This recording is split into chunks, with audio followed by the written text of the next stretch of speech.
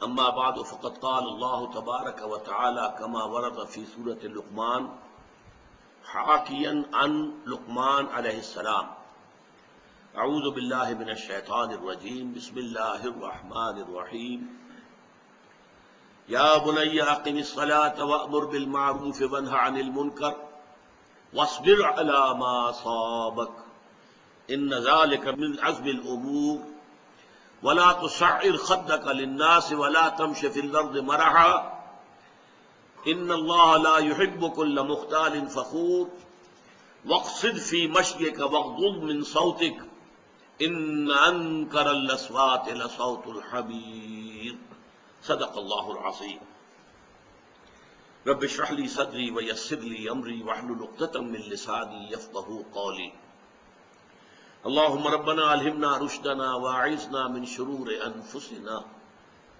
اللهم ارنا الحق حقا وارزقنا اتباعه وارنا الباطل باطلا وارزقنا اجتنابه اللهم وفقنا لما تحب وترضى آمین یا رب العالمین۔ حضرت لقمان کی نصیحتوں میں سے چند نصیحتیں اس سے قبل ان مجالس میں بیان ہو چکی ہیں۔ ہم نصاحے کی آیات میں سے تیسری آیت کا مطالعہ کر رہے تھے۔ یا بنی اقم الصلاۃ، اے میرے بچے نماز کو قائم رکھو، یعنی ایک رابطہ مسلسل اللہ تعالی کے ساتھ۔ اللہ پر صرف ایمان لے آنا کافی نہیں ہے، اللہ کے ساتھ ایک مسلسل تعلق قائم رکھنا ضروری ہے، اور اس ربط اور تعلق کے قائم رکھنے کا ذریعہ نماز ہے، دعا ہے۔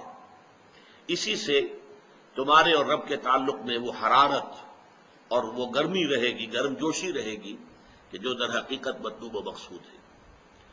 وَأَمُرْ بِالْمَعْرُوفِ وَانْهَ عَنِ الْمُنكَرِ، اور نیکی کا حکم دو اور مشورہ دو اور بدی سے روکو۔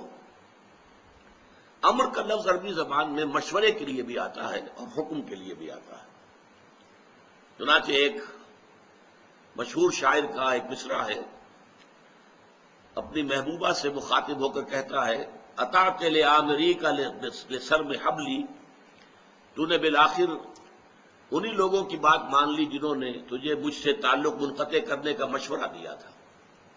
تو مشورے کے لیے بھی لفظ امر ہے۔ اگر آپ کسی کے لیے کوئی خیر کی بات کہتے ہیں، مشورہ دیتے ہیں، کوئی نصیحت کرتے ہیں، چاہے اس میں کوئی تحکم نہیں ہے، آپ کو کوئی اختیار حاصل نہیں ہے، آپ کو کوئی طاقت نہیں ہے، کوئی اتھارٹی نہیں ہے، پھر بھی یہ امر بالمعروف ہے، اور نیکی کا کسی کو تلقین کرنا، نیکی کی ترغیب دلانا، یہ بھی اس میں آئے گا۔ لیکن واقعہ یہ ہے کہ اس اصطلاح کے اندر ایک طرح کا تحکم جو ہے وہ مضمر ہے، چھپا ہوا ہے۔ یہی وجہ ہے کہ ہم دیکھتے ہیں کہ سورہ حج میں جبکہ نبی اکرم صلی اللہ علیہ وسلم کو مدینہ منورہ میں اب وہ وقت آ گیا تھا کہ آپ کو اختیار اور حکومت حاصل ہو جائے ایک طرح سے، اس لیے کہ آپ کو معلوم ہے کہ جب آپ مدینے میں داخل ہوئے ہیں تو ایک طرح سے بے تاج بادشاہ کی حیثیت سے داخل ہوئے ہیں۔ اس سے پہلے وہاں پر عبداللہ ابن ابی جو بعد میں رئیس المنافقین بن گیا، اسے بادشاہ بنانے کا فیصلہ ہو چکا تھا، اور اس کے لیے تاج بنایا جا چکا تھا۔ تاج پوشی کی رسم باقی تھی کہ حضور تشریف لے آئے، اور حضور کو کسی تاج کی ضرورت نہیں تھی، آپ بے تاج بادشاہ کی حیثیت سے مدینے میں داخل ہوئے۔ لہذا اس کے لیے جب آپ مدینے جا رہے تھے تو راستے میں وہ آیات نازل ہوئی ہیں جو سورہ حج کے اندر شامل ہیں۔ اس میں بھی یہ بھی ہے آیت الذین ان مکناہم فی الارض اقاموا الصلاۃ وآتوا الزکاۃ وامروا بالمعروف ونہوا عن المنکر وللہ عاقبۃ الامور، وہ لوگ کہ جنہیں ہم زمین میں اگر غلبہ عطا کرتے ہیں، تمکن عطا کرتے ہیں، طاقت اور قوت اور حکومت عطا کرتے ہیں تو وہ چار کام کرتے ہیں۔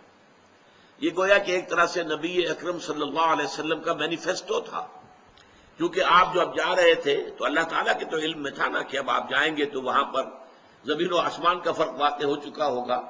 مکے میں حالت کیا تھی کہ آپ دبے ہوئے تھے، کفار کا غلبہ تھا، آپ وہاں سے نکلے بھی ہیں تو چھپ کر نکلے ہیں، 3 دن رات جو ہے غار ثور کے اندر روپوش رہے ہیں، تو یہ ساری تھی، اور مدینے میں آپ کے استقبال کی تیاریاں ہو رہی تھی۔ بلکہ استقبال کے لیے لوگ نکل کر کئی دن سے باہر آ کر سارا دن انتظار کرتے تھے. تو زمین و آسمان کا فرق واقع ہونے والا تھا. لہذا آپ گویا کہ اس آیت میں وہ مینیفیسٹو دیا جا رہا ہے کہ اگر محمد کے ہاتھ میں حکومت آ جائے گی صلی اللہ علیہ وسلم تو وہ کیا کریں گے. الذین ان مکناہم فی الارض، وہ کہ جنہیں اگر ہم زمین میں تمکن اور حکومت عطا کر دیں، اقاموا الصلاۃ، پہلا کام وہ کریں گے نماز قائم کرنا. چنانچہ آپ کو معلوم ہے پہلا کام حضور نے یہی کیا کہ مسجد نبوی کی تعمیر کرائی.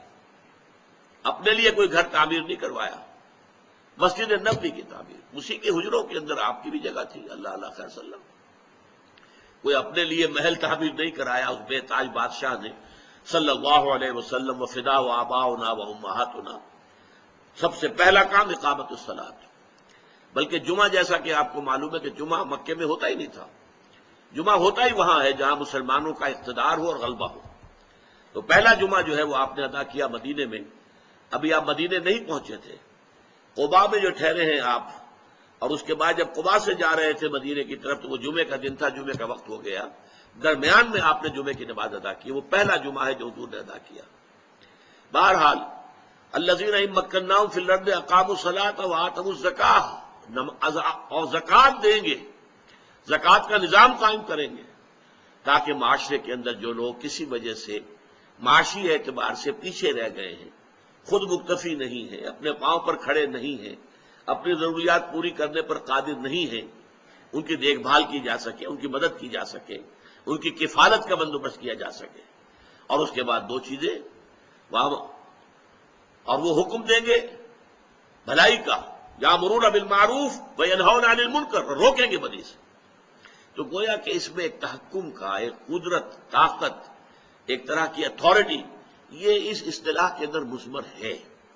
البتہ جیسا کہ میں نے عرض کیا، یہ مشورے پر، ترغیب پر، تشویق پر، زبان سے کچھ کہنے پر بھی یہ چیز جو ہے اس کا اطلاق ہو جائے گا. اب سنیے کہ یہ معاملہ جو ہے، یہ اصطلاح اس میں خاص طور پر آج اس لیے وقت لے رہا ہوں، اس میں اللہ تعالیٰ نے قرآن مجید میں امت مسلمہ کی غرض تاسیس جو بیان کی ہے وہ دو اصطلاحات کے حوالے سے ہے. ایک اصطلاح ہے شہادت علی الناس، لیکون الرسول شہیدا علیکم وتکونوا شہداء علی الناس، تاکہ رسول ہو جائیں گواہ تم پر یا تمہارے خلاف، اور تم ہو جاؤ گواہ انسانوں پر یا انسانوں کے خلاف. اس اصطلاح پر یہاں گفتگو نہیں ہوگی. ہمارے اس منتخب نصاب میں سورہ حج کا آخری رکوع شامل ہے اور اس وقت اس اصطلاح پر گفتگو ہوگی. دوسری اصطلاح جو ہے وہ یہ ہے کنتم خیر امت اخرجت للناس، تم اب وہ بہترین امت بن گئے ہو جو لوگوں کے لیے نکالے گئے ہو. یہ بڑا نوٹ کیجئے کہ دنیا میں تمام اقوام اپنے لیے جیتی ہیں، اپنی مفاد کے لیے، اپنی عظمت کے لیے، اپنی قومی سربلندی کے لیے، ان کی بھاگ دوڑ، ان کی محنت، ان کی مشقت، اپنے لوگوں کی بہبود، بھلائی، ان کی کفالت. باقی دنیا سے انہیں کوئی غرض نہیں ہے. لیکن یہ قرآن کہہ رہا ہے مسلمانوں تمہیں دوسروں کے لیے ہم نے نکالا ہے، اپنے لیے نہیں. اخرجت للناس کنتم خیر امت اخرجت للناس تأمرون بالمعروف، تم نیکی کا حکم دیتے ہو اور بدی سے روکتے ہو، وتنہون عن المنکر وتؤمنون باللہ، اور اللہ پر اپنا یقین مکمل رکھتے ہو. اور یہی اسی سورہ مبارکہ میں آل عمران میں یہ مضمون ایک اور مرتبہ بھی آیا. آیت نمبر 110 ہے سورہ آل عمران کی جو میں نے ابھی سنائی آپ کو. کنتم خیر امت اخرجت للناس تأمرون بالمعروف وتنہون عن المنکر وتؤمنون باللہ. اور 104ویں آیت جو ہے اسی سورہ مبارکہ کی وَلْتَكُن مِّنكُمْ أُمَّةٌ يَدْعُونَ إِلَى الْخَيْرِ وَيَأْمُرُونَ بِالْمَعْرُوفِ وَيَنْهَوْنَ عَنِ الْمُنكَرِ وَأُولَٰئِكَ هُمُ الْمُفْلِحُونَ. اس آیت کے دو طرح ترجمہ کیے گئے ہیں. من کے لفظ کے اعتبار سے کہ من کا جو حرف ہے وہ بعض اوقات تبعیضیہ ہوتا ہے، بعض اوقات بیانیہ ہوتا ہے. تو یہ اصطلاحات کے اندر جو ہے اس کی ثقالت کی طرف نہ جائیے، مفہوم سمجھ لیجئے. ایک ترجمہ یہ کیا گیا ہے کہ تم میں سے ایک امت تو ایسی ہونی ہی چاہیے، رہنی ہی چاہیے، جس کا کل کام یہ ہو کہ وہ خیر کی دعوت دے، بھلائی کا حکم دے، برائی سے روکے. وَأُولَٰئِكَ هُمُ الْمُفْلِحُونَ، اور صرف وہی لوگ ہوں گے فلاح پانے والے۔ یہ من تبعیضیہ ہوا، اور اس میں گویا کہ اشارہ ہے، اگر مفہوم لیا جائے کہ اگر ایک زمانہ ایسا آ جائے کہ پوری امت اپنے اس کام کو چھوڑ بیٹھے، بھول جائے کہ ہمیں تو دنیا والوں کے لیے نکالا گیا تھا، ہمیں تو دنیا کی بہتری کے لیے، بہبود کے لیے، دنیا کو نیکی کی طرف بلانے کے لیے، خیر کا حکم دینے کے لیے ہمیں تو خدائی فوجدار بنا کر بھیجا گیا تھا، بھول گئے۔ اور جیسے دنیا کی دوسری اقوام نے اپنے آپ کو بھی بس ایک قوم سمجھ لیا، اور اپنی فلاح، اپنی بہبود، اپنے مسائل، اپنی برتری، اپنی سربلندی، بس اسی کے بارے میں بھاگ دوڑ کرتے رہے۔ تو اس حالت میں بھی کچھ نہ کچھ لوگ تو ایسے ہونے ہی چاہیے جو جاگ جائیں کہ دیکھو ہمارا تو فرض منصبی کچھ اور تھا، اللہ نے تو ہمارے ذمے کوئی اور کام لگایا تھا۔ وہ یہ جاگنے والے، جیسے کہ یہ حکیم سعید صاحب نے نعرہ ایک اختیار کیا تھا، جاگو اور جگاؤ، جو اور لوگوں کو جگائیں، اور یہ جو جاگ جائیں یہ ایک چھوٹی سی امت بن جائے، امہ ود ان امہ، جیسے آپ الفاظ استعمال کیا کرتے ہیں اسٹیٹ ود ان اسٹیٹس۔ ایک ریاست ہے بہت بڑی، لیکن اس میں ایک چھوٹی سی ریاست جو ہے علیحدہ ایک گٹھ جوڑ کر کے کچھ لوگوں نے اپنی علیحدہ بنا لی ہے، یا ایک پارٹی ہے، پارٹی ود ان پارٹی، ایک پارٹی ہے بہت بڑی، کانگریس جو ہے بہت بڑی پارٹی تھی، اس میں فارورڈ بلاک ایک بنا لیا گیا تھا، وہ پارٹی ود ان پارٹی تھی۔ اسی طرح امہ ود ان امہ، کہ ایک تو یہ بڑی امت ہے، آج 1.5 ارب کے قریب انسان دنیا میں ہے، ہر چوتھا یا پانچواں انسان جو ہے وہ مسلمان ہے، لیکن یہ امت تو بھول گئی، یہ تو خود خیر پر قائم نہیں، دوسروں کو کیا دعوت دے گی؟ یہ خود نیکی کے اوپر جو ہے عمل نہیں کر رہی تو دوسروں کو کیا اس کا حکم دے گی؟ یہ خود برائیوں میں، منکرات میں مبتلا ہے تو دوسروں کو کیسے روکے گی؟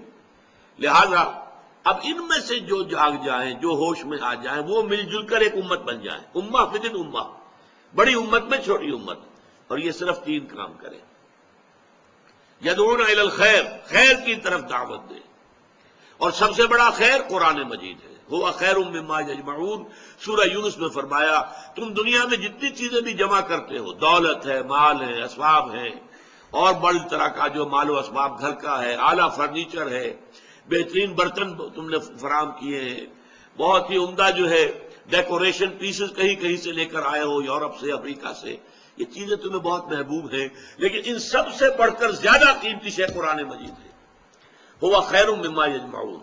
تو یدعون الی الخیر، پہلا کام دعوت الی الخیر، ویامرون بالمعروف، اور نیکی کا حکم دینا، وینہون عن المنکر، اور بدی سے روکنا، وَأُولَٰئِكَ هُمُ الْمُفْلِحُونَ۔ یہ نوٹ کر لو، فلاح کا وعدہ اس خابیدہ امت سے نہیں ہے، وہ جو سو گئے، جو اپنا فرض منصبی ادا تو کیا کرنا تھا انہیں یاد بھی نہیں رہا، ان سے فلاح کا وعدہ نہیں ہے۔ فلاح کا، کامیابی کا، نجات کا وعدہ ہے صرف ان سے جو یہ 3 کام کرے، ایک چھوٹی امت بن کر امت کے اندر، امہ ودن امہ، اس کے اندر رہیں گے مسلمانوں میں، بڑی امت کو بھی کافر ہم نہیں کہہ دیں گے، لیکن یہ کہ وہ امت جو ہے وہ اپنے فرض منصبی سے غافل ہے، لہذا اس کے ساتھ فلاح کا وعدہ نہیں، اولئک هم المفلحون۔ اب اس میں نوٹ کیجئے، جیسا کہ میں نے پچھلی نشست میں عرض کیا تھا کہ 10 جگہ پر قرآن مجید میں یہ امر بالمعروف اور نہی عن المنکر جوڑے کی شکل میں آیا، لیکن آپ یہ دیکھیں گے کہ اضافی طور پر نہی عن المنکر پر زور زیادہ آپ کو مل جائے گا۔ لولا ینہاہم الربانیون والاحبار عن قولہم الاثم واکلہم السحت، کیوں نہیں روکتے انہیں ان کے علماء اور صوفیاء اور درویش جھوٹ بات کہنے سے اور حرام خوری سے، حرام کھانے سے، کیوں نہیں روکتے؟ نہی عن المنکر، لولا ینہاہم الربانیون والاحبار۔ تو نہی عن المنکر کی بہت اہمیت ہے، جس کو کہ بعض ہمارے نیک دل لوگوں نے خارج ہی کر دیا اپنی گفتگو سے۔ انہوں نے کہا بس بھلائی کی تلقین کرتے رہو، برائی پر تلقین کرو گے، بھلائی کی دعوت دیتے رہو، تلقین کرتے رہو، برائی کی اگر تم نے نفی کی، تنقید کی، تو جو لوگ اس میں ملوث ہیں وہ تمہارے پاس سے چلے جائیں گے، لنفضوا من حولک، وہ تمہیں چھوڑ کر چلے جائیں گے اور تمہاری بات بھی نہیں سنیں گے۔ اگر تم بھلی بات کرتے رہو گے تو آج نہیں تو کل اس پر کچھ نہ کچھ اثر ہو جائے گا اور وہ برائی کو خود ہی چھوڑ دے گا۔ میں نے عرض کیا تھا اور دوبارہ عرض کر رہا ہوں، یہ در حقیقت ایک طرح کا طعن ہے حکمت خداوندی کے خلاف. اللہ 10 جگہ اسے ایک جوڑے کی حیثیت سے استعمال کر رہا ہو تو اس میں سے یہ 2 پہیوں پر گاڑی چلتی ہے، ان میں سے ایک کو ساقط کر دیں گے تو گاڑی گھومے گی، صرف آگے نہیں بڑھے گی. اب میں عرض کر رہا تھا کہ اس میں نہی عن المنکر پر اہمیت زیادہ ہے. معاشرے کی صحت کا سارا دار و مدار جو ہے وہ در حقیقت نہی عن المنکر پر ہے، اور تلخ کام بھی نہی عن المنکر ہے. آپ بھلائی کی تلقین کرتے رہے، لوگ سنیں گے. آپ کو ہو سکتا ہے کہ پھولوں کی بوچھاڑ کرے، آپ کو ہار پہنائے، اچھا واز کہا ہے، بہت عمدہ واز کہا ہے، لیکن آپ ذرا ان پر تنقید کیجئے. حضور سے جیسے کہلوایا گیا وَأُمِرْتُ لِأَعْدِلَ بَيْنَكُمْ، دیکھو میں کوئی وائس کی حیثیت سے نہیں آیا ہوں، میں آیا ہوں مجھے حکم ہوا تمہارے مابین عدل قائم کروں، ظالموں کا ہاتھ روک لوں اور مظلوموں کو ان کا حق دلواؤں. اب یہ بات ظاہر بات ہے ظالموں کو اچھی نہیں لگے گی، اس کے خلاف ریزنمنٹ ہوگی، اس کے خلاف جو ہے مخالفت ہوگی. اس اعتبار سے نہی عن المنکر پہ 2 حدیثیں آپ کو سنا رہا ہوں، اس کے 3 مراتب احادیث میں بیان کیے گئے. دونوں مسلم شریف کی روایات ہیں. ایک کے راوی حضرت ابو سعید خدری رضی اللہ تعالی عنہ ہے. وہ فرماتے سمعت رسول اللہ صلی اللہ علیہ وسلم یقول، میں نے سنا اللہ کے رسول کو یہ فرماتے ہوئے صلی اللہ علیہ وسلم، من رأى منکم منکرا فلیغیرہ بیدہ، جو بھی تم میں سے کسی منکر کو، کسی بدی کو دیکھے، کسی برائی کو دیکھے، اس کا فرض ہے اس کو اپنے ہاتھ سے طاقت سے روک دے، بدل دے. فَإِن لَمْ يَسْتَطِعْ، اگر اس کی طاقت نہ ہو، وہ شریر لوگ بہت طاقتور ہیں، آپ کے پاس طاقت نہیں ہے، آپ مقابلہ کرنے کی پوزیشن میں نہیں ہیں، آپ انہیں چیلنج نہیں کر سکتے، لہذا طاقت استعمال نہ کیجیے. لیکن فَإِن لَمْ يَسْتَطِعْ فَبِلِسَانِهِ، زبان سے تو استعمال کریں. بھائیو خدا کے لیے باز آ جاؤ. آپ اپیل کے انداز میں بھی کہہ سکتے ہیں دیکھیے یہ کام اچھا نہیں ہے، یہ برا کام ہے، خدا کے لیے چھوڑ دو، اللہ کے غضب کو دعوت نہ دو، زبان سے تو کہو. فَإِن لَمْ يَسْتَطِعْ، اور اگر حالات ایسے نامساعد ہو جائیں کہ زبان کھولنی بھی جو ہے ناممکن ہو جائے، فَبِقَلْبِهِ، تو دل میں شدید نفرت. یہ اگر جو ہے اس کو کہا گیا ذالک اضعف الایمان، یہ ایمان کا کمزور ترین درجہ ہے. اگر دل میں نفرت بھی پیدا نہیں ہوتی تو معلوم ہوا ایمان ہے ہی نہیں. اقبال کا بڑا پیارا شعر ہے، وائے ناکامی متاع کارواں جاتا رہا، کارواں کے دل سے احساس زیاں جاتا رہا. آپ بدی کو دیکھیں اور آپ بے چین بھی نہ ہو کہ کیا ہو رہا ہے، میں روک نہیں سکتا. اپنی جو ہے اس وقت مجبوری اور عاجزی کا احساس ہو، اور ایک احساس محرومی کا ہو کہ یہ میں نہیں کر پا رہا، لیکن یہ ہو کیا رہا ہے. دل میں صدمہ تو ہو، راتوں کی نیندیں تو حرام ہو، یہ تو ہو کم سے کم. اگر آپ کا کوئی بچہ بیمار ہے، آپ نے ڈاکٹری علاج کرا لیا، حکیمی کرا لیا، اور ٹونے ٹوٹ کے کرا لیا، ٹھیک نہیں ہو رہا، آپ کو معلوم ہے نتھنگ کین بی ڈن، لیکن بچہ اگر درد سے تڑپ رہا ہے تو کیا آپ سو جائیں گے پاؤں پھیلا کر کہ بھائی کچھ نہیں کر سکتا، میں کیا کروں، میں تو سوتا ہوں؟ نہیں، یہ نہیں ہوگا. بچہ اگر تڑپ رہا ہے تو آپ بھی جاگیں گے، کم سے کم یہ تو ہوگا. تو اگر اللہ کے دین کی یہ کیفیت ہو تو صدمے کی، رنج کی ایک کیفیت تو آپ پر طاری ہونی چاہیے. یہ حدیث اس سے بھی زیادہ ایک مسلمان معاشرے کے اعتبار سے اور خاص طور پر سیاسی اعتبار سے اور ایک انقلابی فکر کے اعتبار سے یہی مضمون ایک طویل تر حدیث میں آیا ہے. اس حدیث کے راوی یہ بھی مسلم شریف کی روایت ہے، اس کے راوی ہیں حضرت عبداللہ ابن مسعود رضی اللہ تعالی عنہ. حضور فرماتے ہیں ما من نبی بعثہ اللہ فی امتہ قبلی الا کان لہ حواریون واصحاب. مجھ سے پہلے اللہ نے جس نبی کو بھی اس کی امت میں مبعوث کیا، اس میں سے لازماً اس کے کچھ نہ کچھ صحابہ، کچھ نہ کچھ حواری ضرور ہوئے. حواری حضرت عیسیٰ کے ساتھی وہ کہتے ہیں، صحابہ حضور کے ساتھی ہیں. یہ حواری اور صحابہ کیا کرتے تھے؟ یاخذون بسنتہ، اپنے نبی اپنے رسول کی سنت کو مضبوطی سے تھام لیتے تھے. ویقتدون بامرہ، اور اسی کے حکم کے مطابق پیروی کرتے تھے. ثم انہا تخلف من بعدہم خلوف، پھر ہمیشہ ایسا ہوتا رہا کہ بعد میں ایسے ناخلف لوگ آ گئے. ناخلف وہ کیا کرتے تھے؟ یقولون ما لا یفعلون ویفعلون ما لا یؤمرون. وہ کہتے وہ تھے جو کرتے نہیں تھے، اور کرتے وہ تھے جس کا حکم نہیں ہوا.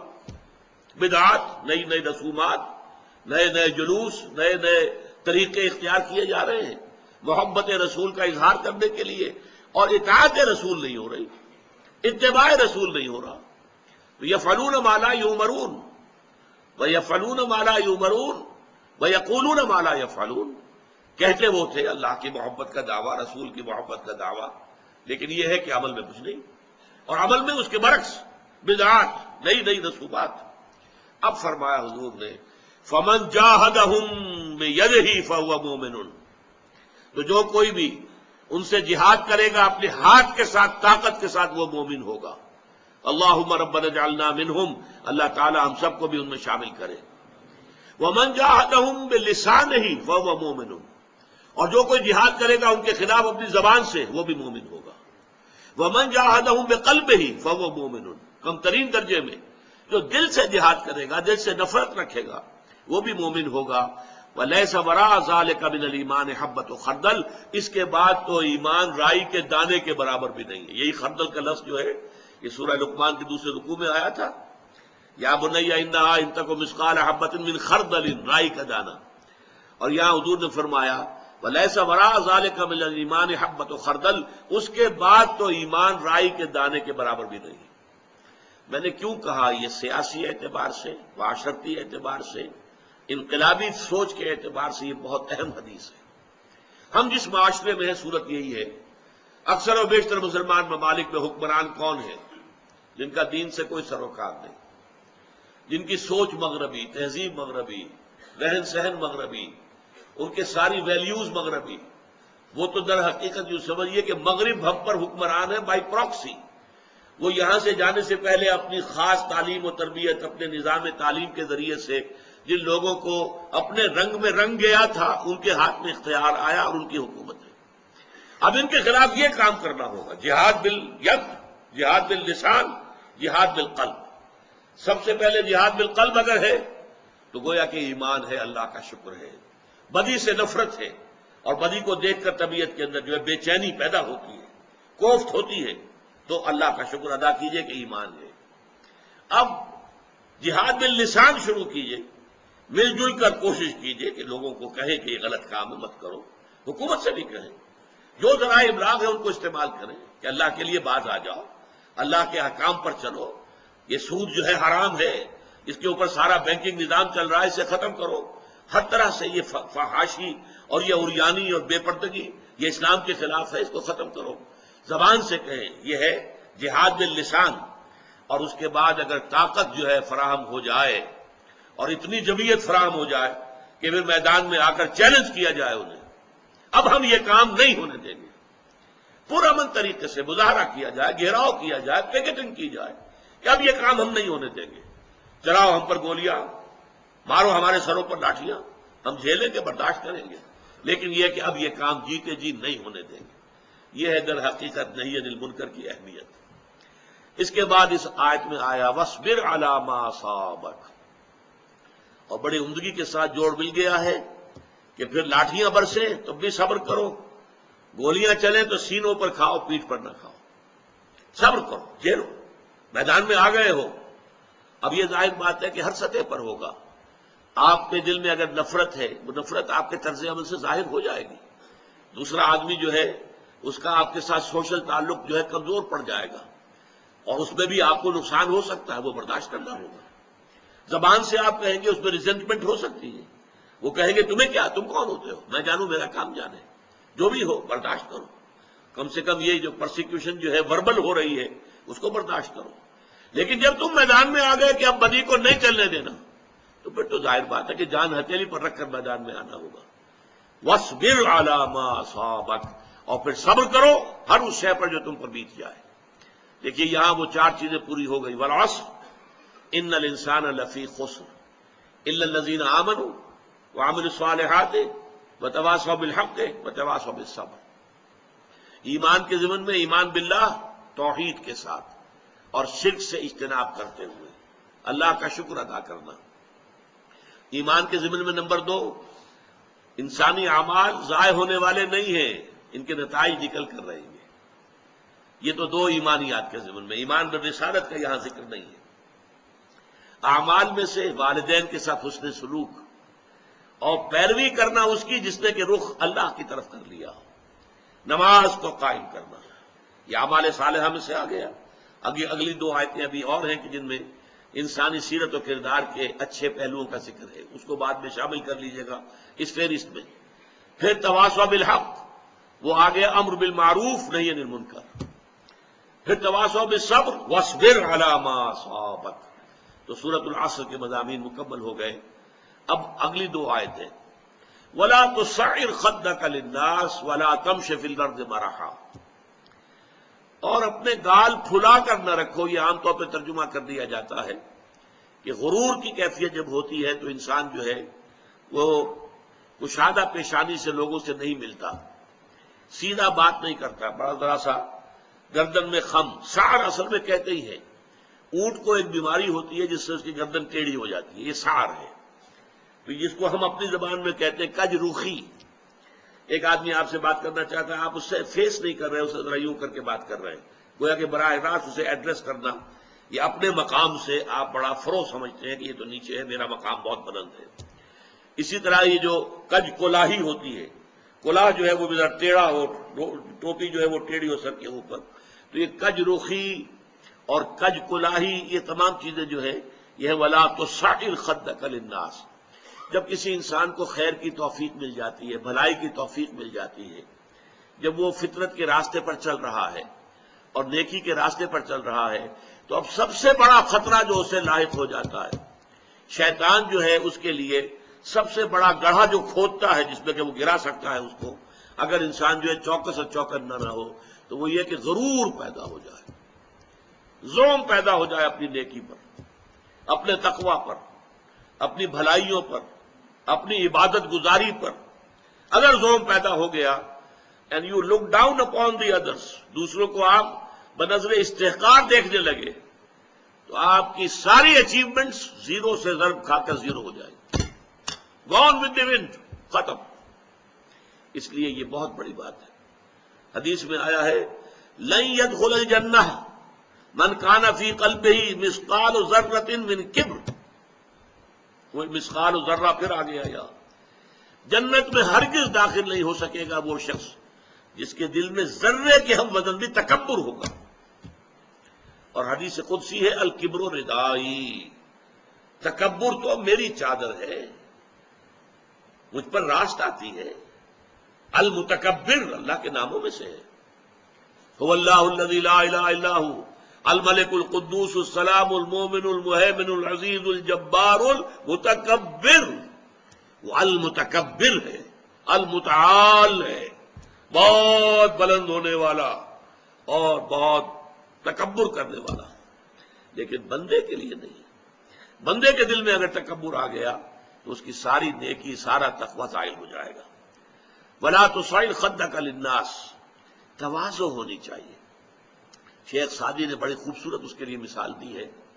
درخت ہے، آم کا درخت ہے، امرود کا درخت ہے، انار کا ہے، سنترے کا ہے، جب اس پر پھل آتا ہے تو شاخیں جھک جاتی ہیں۔ اسی طرح انسان کو اگر اللہ تعالیٰ خیر عطا کر دے، اچھے ثمرات اس کی سیرت میں، اس کے کردار میں، اس کی شخصیت میں، علم کے اعتبار سے، کردار کے اعتبار سے بھلائیاں آ جائیں، پھل آ گیا ہے، تو اب اس کو جھک جانا چاہیے، تواضع ہونا چاہیے۔ اس کے بجائے اگر تکبر ہو گیا، گردن اکڑ گئی، تو معلوم ہوا کہ بس سارا اپنا کیا دھرا جو ہے وہ ضائع ہو جائے گا۔ ولا تصعر خدک للناس ولا تمش فی الارض مرحا، اور زمین میں اتراتے ہوئے نہ چلو، اکڑ کر چلنا، اترا کر چلنا۔ مرح جو ہے وہ فرح سے آگے ہے۔ فرح کہتے ہیں خوشی سے آپے میں نہ سمانا، وہ تو خوشی سے آپے سے باہر ہو گیا، یا وہ نہیں سما رہا تھا، وہ کوئی اور لفظ میرے ذہن میں نہیں آ رہا اس وقت۔ تو یہ جو اس فرح سے آگے مرح ہے، اس میں یہ ہے کہ انسان اترا کر اپنی بڑائی، اپنی خوبی کا اظہار بھی کرتا ہے۔ ولا تمش فی الارض مرحا۔ اب آپ دیکھیں گے کہ یہ مضامین جو ہے قرآن مجید میں ان کی اہمیت کا اندازہ اس سے ہوگا، سورہ بنی اسرائیل کے 4 رکوع میں بھی آئے ہیں، ولا تمش فی الارض مرحا، زمین میں اکڑ کر مت چلو، یہ وہاں بھی آیا ہے۔ اسی طریقے سے اور دوسرے مقامات پر سورہ الفرقان کے آخری رکوع میں بھی آیا ہے وَعِبَادُ الرَّحْمَٰنِ الَّذِينَ يَمْشُونَ عَلَى الْأَرْضِ هَوْنًا، اللہ کے نیک بندے تو وہ ہیں جو زمین پر چلتے ہیں تو آہستگی کے ساتھ چلتے ہیں، وہ زور سے قدم مار کر نہیں چلتے، گردن اکڑ کر نہیں چلتے، گردن اکڑا کر نہیں چلتے، اور گردن بھی اکڑی ہوئی ہو اور سر کے اوپر ایک جو ہے صافہ اس کا ترا بھی جو ہے وہ بڑا اونچا کر لیا گیا، تو اس سے کیا ہوتا ہے؟ اِنَّكَ لَن تَخْرِقَ الْأَرْضَ وَلَن تَبْلُغَ الْجِبَالَ طُولًا، تم کتنے ہی زور سے پاؤں مار کر چلو گے ہماری زمین کو پھاڑ نہیں سکتے، اور کتنی ہی گردن اکڑا لو اور کتنا ہی ترا چڑھا لو پہاڑوں کی بلندی تک تو نہیں پہنچ سکتے۔ تو یہ در حقیقت مضمون بہت اہم ہے، متعدد مقامات پر آیا ہے، اور سورۃ الفرقان کا جو آخری رکوع ہے وہ تو ہمارے منتخب نصاب میں ہے اور وہ تفصیل سے ہم پڑھیں گے۔ تو وَلَا تُصَعِّرْ خَدَّكَ لِلنَّاسِ وَلَا تَمْشِ فِي الْأَرْضِ مَرَحًا إِنَّ اللَّهَ لَا يُحِبُّ كُلَّ مُخْتَالٍ فَخُورٍ، یقیناً اللہ تعالیٰ کو بالکل پسند نہیں ہے جو اکڑ کر چلنے والے ہیں اور شیخی خورے ہیں۔ مختال کا لفظ بڑا پیارا ہے، یہ خیل سے بنا ہے۔ خیل جو ہے اعلیٰ نسل کا گھوڑا، بہت اونچی جس کی پیڈگری ہو، اگر آپ اس کی چال دیکھیں گے اس کی چال میں ایک تمکنت ہوتی ہے۔ جب انسان اپنی چال میں یہی تمکنت اختیار کرتا ہے تو یہ اختیال ہے، گویا کہ خیل کا سا انداز اختیار کرنا اپنے چلنے میں، خیل سے باب افتعال بنا اختیال، تو اللہ تعالیٰ کو بالکل پسند نہیں ہے۔ کل مختال فخور، فخر کرنے والے، اپنی نیکیوں پر اپنی دولت پر بھی فخر ہوتا ہے، لیکن اپنی نیکی پر بھی ہوتا ہے، اپنے علم پر بھی ہوتا ہے، اللہ بچائے، اپنی عبادت پر بھی ہوتا ہے، اللہ تعالیٰ اس سے اپنے حفظ و امان میں رکھے۔ ان اللہ لا يحب كل مختال فخور واقصد فی مشیک، اپنی چال میں میانہ روی اختیار کرو۔ یہ چال سے مراد یہاں پر صرف چلنا نہیں ہے، بلکہ پوری زندگی میں روش جسے ہم کہتے ہیں، اپنی روش میں۔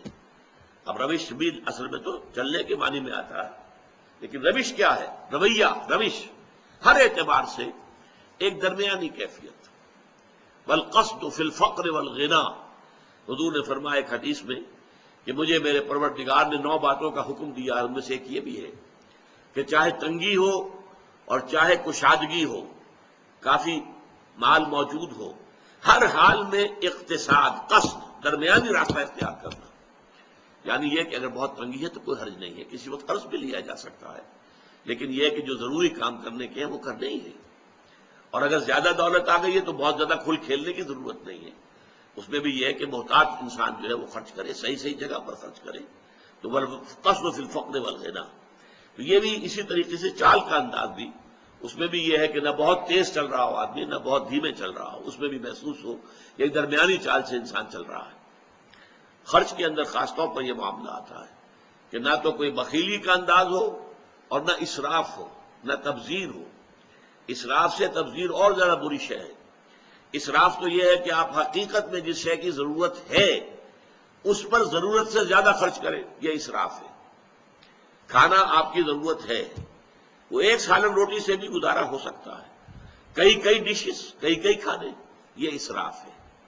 اس کو حضور نے منع کیا، ناپسند کیا، سختی سے ناپسند کیا۔ بلکہ آپ نے فرمایا کہ اگر روٹی میں گھی لگا ہوا ہو تو پھر سالن کی بھی ضرورت نہیں، کیونکہ اس کا سالن اس کے اندر موجود ہے، گھی جو اس میں لگا ہوا وہ کافی ہے۔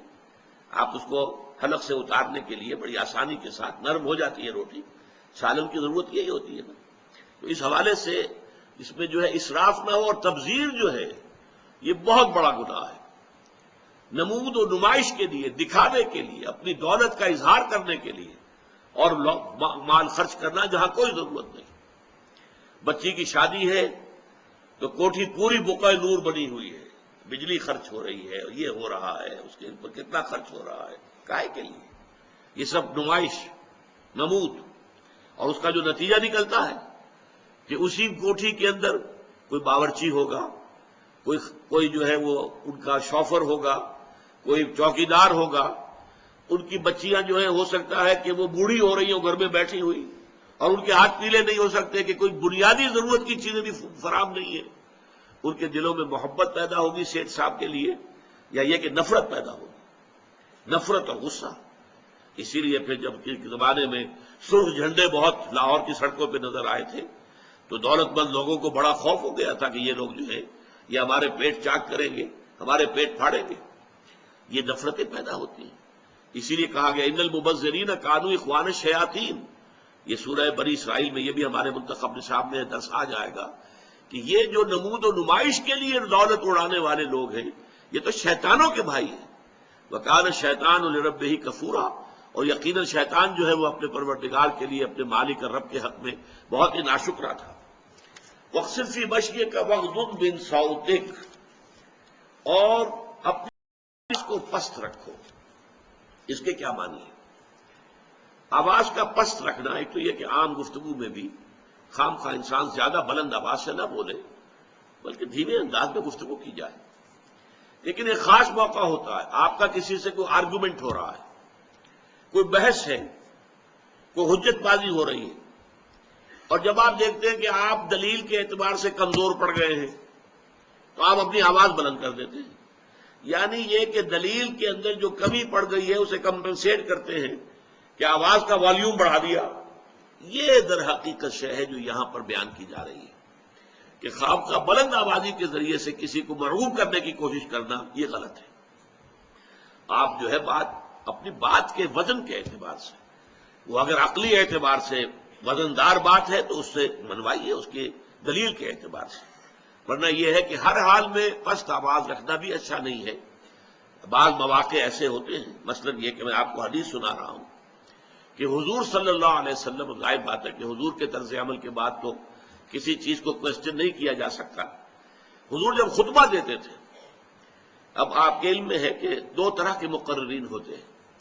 ایک مقرر وہ ہے جو لیکچرز دے رہے ہوتے ہیں، بڑے دھیمے دھیمے انداز میں بات چل رہی ہے، مربوط ہے، مسلسل۔ ایک ہے جو ذرا جوش کے انداز میں، جسے ہم خطابت کہتے ہیں، اوریٹری۔ ایک ہے لیکچر، ایک ہے اوریٹری۔